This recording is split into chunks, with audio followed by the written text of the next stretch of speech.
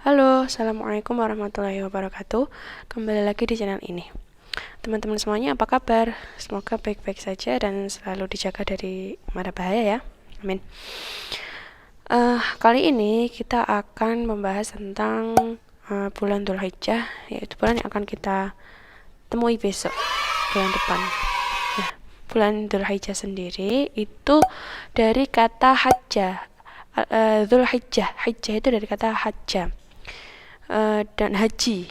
Jadi kalau Dzulhijjah itu milik orang yang berhaji. Kenapa demikian? Karena bulan Dzulhijjah ini di sini puncak dari peribadatan orang-orang yang berhaji di Baitul Haram. Sebenarnya bulan haji itu kan dimulai dari Syawal, Dzulqa'dah sampai Dzulhijjah. Nah, klimaksnya itu ada di bulan Dzulhijjah ini, maka namanya adalah Dzulhijjah.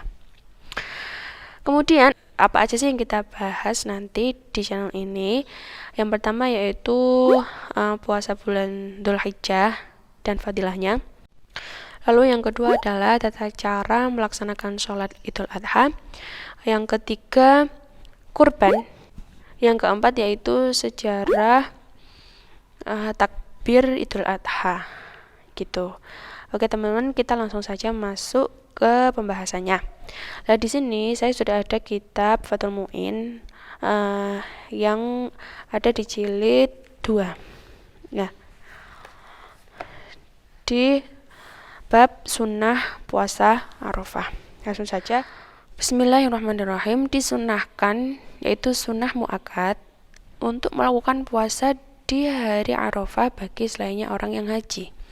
Sunnah muakkad di sini yaitu maksudnya adalah sunnah yang dikukuhkan. Artinya kita sangat-sangat dianjurkan untuk melakukan puasa Arafah ini. Mengapa sangat disunahkan? Karena sesungguhnya puasa Arafah ini melebur dosa-dosa 1 tahun di dalamnya dan dosa 1 tahun setelahnya. Ini adalah faedahnya, karena seperti hanya yang tertera dalam hadis. Ini adalah faedah dari puasa hari Arafah. Nah, puasa hari Arafah itu apa? Yaitu puasa hari ke-9 bulan Dzulhijjah. 1 hari saja ini, kalau kita melaksanakan puasa sunnah ini, maka insya Allah dosa yang ada dalam 1 tahun itu dan dosa 1 tahun ke depan itu dilebur sama Gusti Allah. Allahumma amin. Nah, untuk lebih berhati-hati, puasa di hari ke-8 dari besertaan hari ke-9 atau ke Arafah. Sebenarnya kita tahu kalau kita puasa di hari ke-8 itu yang kita tahu selama ini namanya adalah puasa Tarwiyah. Jadi Tarwiyah dan Arafah. Sedangkan dosa-dosa yang dilebur yaitu dosa-dosa kecil yang tidak ada kaitannya dengan hak adami. Kenapa dosa-dosa kecil? Karena dosa-dosa besar itu tidak bisa dilebur kecuali dengan bertaubat yang sahih. Taubat yang sahih itu taubatan nasuha itu. Jadi dia benar-benar tidak akan kembali ke dosa itu gitu.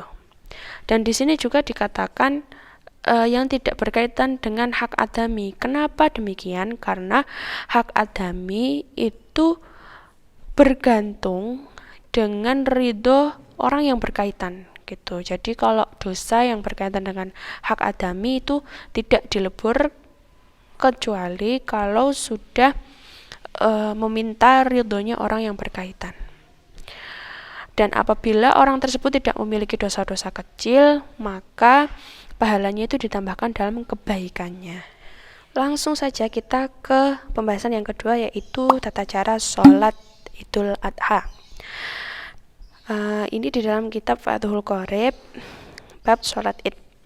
Bismillahirrahmanirrahim. Fasal menjelaskan tentang sholat id 2. Sholat id itu id 2 di sini maksudnya yaitu Idul Fitri dan Idul Adha. Sholat 2 id ini adalah sunnah muakkad, yaitu sunnah yang sangat dianjurkan.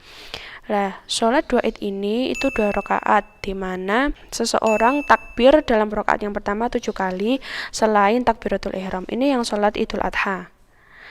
Dan dalam rakaat yang kedua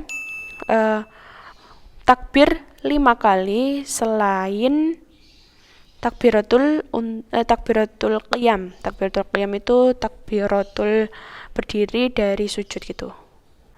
Khatib itu melaksanakan khutbah setelah sholat tersebut 2 kali, di mana ia takbir Allahu Akbar, Allahu Akbar, Allahu Akbar itu dalam khutbahnya yang pertama 9 kali, kemudian dalam khutbah yang kedua 7 kali. Dan takbir yang di lagu itu Allahu Akbar, Allahu Akbar, Allahu Akbar itu dilaksanakan mulai dari terbenamnya matahari pada malam Idul Adha sampai imam masuk dalam sholat. Jadi malam itu kalau kita ketahui selama ini itu perpegan bodo. Nah, itu mulai perpegan bodo itu maghrib sampai pagi imam menuju sholat Idul Fitri. Dan dalam sholat Idul Adha itu seseorang takbir mulai dari selesainya setelah sholat fardu, dimulai dari sholat subuh di hari Arafah sampai asar akhir dari hari Tasyrik. Hari Tasyrik itu adalah 3 hari setelah Idul Adha, yaitu 11, 12, 13 Dzulhijjah, di mana hari Tasyrik itu kita haram untuk berpuasa. Jadi mulai dari tanggal 10-nya nggih, 10, 11, 12, 13 kita haram berpuasa. Karena kita masih merayakan Idul Adha, di mana Idul Adha ini kita berkorban dan korban ini adalah suguhan dari Allah, maka kita harus menikmati suguhan dari Allah itu. Kalau kita berpuasa, ya haram hukumnya. Selanjutnya yang akan kita bahas yaitu tentang kurban. Bismillahirrahmanirrahim. Di sini kitabnya Fathul Qorib halaman 76. Faslun menjelaskan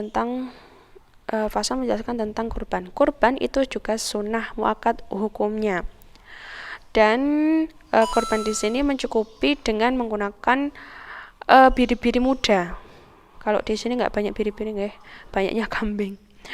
Lalu kambing perempuan, kambing betina, kemudian unta betina juga, dan sapi betina. Dan juga unta mencukupi untuk mewakili 7 orang. Kalau sapi itu untuk mewakili 7 orang juga kan. Sedangkan syat itu kambing itu mewakili 1 orang. Sedangkan ada 4 hal yang tidak bisa mencukupi dalam kriteria hewan kurban, yaitu ada cacat yang sangat tampak cacatnya. Jadi kalau ada hewan kurban yang celanya itu kelihatan banget, cacatnya itu kelihatan banget, itu tidak mencukupi untuk dijadikan sebagai hewan kurban. Kemudian pincang yang sangat tampak pincangnya itu juga tidak mencukupi, artinya tidak sah, tidak mencukupi di sini tidak sah. Kemudian hewan kurban yang sakit, di mana sakitnya itu sangat tampak. Kemudian hewan kurban yang hewan ini tuh kurus banget, nggak ada dagingnya gitu. Nah, itu juga tidak mencukupi untuk dijadikan sebagai hewan kurban. Dan mencukupi yaitu kebiri yang tanduknya ini pecah. Ya kan, tanduknya sendiri itu kan tidak kita makan, sehingga tidak mempengaruhi pada jumlah daging. Dan tidak mencukupi juga hewan yang terpotong telinganya dan ekornya. Nah, ini baru tidak mencukupi karena ini kaitannya dengan daging, takaran dagingnya berpengaruh. Sedangkan waktu untuk menyembelih itu dari mulai waktu sholat Id sampai terbenamnya matahari, dari akhirnya hari Tasyrik. Jadi waktu untuk menyembelih itu nggak cuma setelah sholat aja nih, tapi tanggal 10 setelah sholat, 11, 12, 13. Akhir itu kan berarti asar itu ya, menuju ghurub syamsi. Dan disunahkan ketika akan menyembelih 5 hal ini. Yang pertama yaitu membaca asma Allah atau bismillahirrahmanirrahim, kemudian sholawat kepada Nabi Muhammad SAW, dan menghadap kiblat serta membaca takbir, dan yang terakhir yaitu doa agar diterima. Nah, doanya di sini bagaimana? Yaitu Allahumma hadhihi minka wa ilaika fataqabbal, artinya yaitu Ya Allah, ini adalah kurban ya Allah, kurban ini adalah nikmat darimu bagiku, adalah nikmat darimu bagiku, dan aku mendekatkan diri kepadamu dengan kurban ini, maka terimalah kurban ini dariku. Gitu. Kemudian seseorang yang kurban, namanya itu mudhi, seorang yang misalkan si A itu beli kambing untuk dikorbankan lah. Si A ini namanya mudhi. Lah mudhi ini tidak boleh memakan sedikit pun dari korban yang dinadari.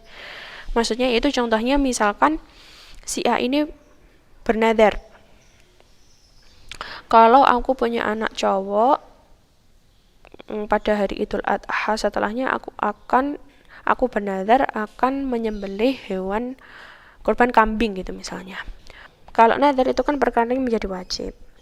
Nah, di sini dia tidak boleh memakan sedikit pun dari hewan kurban yang dia nadari itu. Gitu. Nah, ini.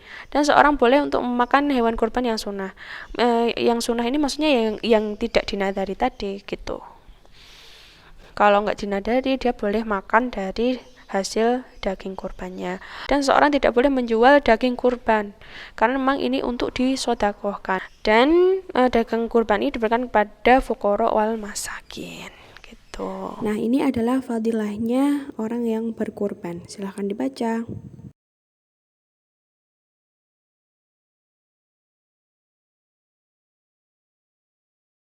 Dan pembahasan yang terakhir adalah tentang sejarah takbir dalam Idul Adha. Ini kita bahas di video selanjutnya. Oke, terima kasih dan jangan lupa like, subscribe, komen, dan share video ini. Oke, terima kasih. Semoga bermanfaat untuk kita semuanya dan kita bisa mengamalkan. Wassalamualaikum warahmatullahi wabarakatuh.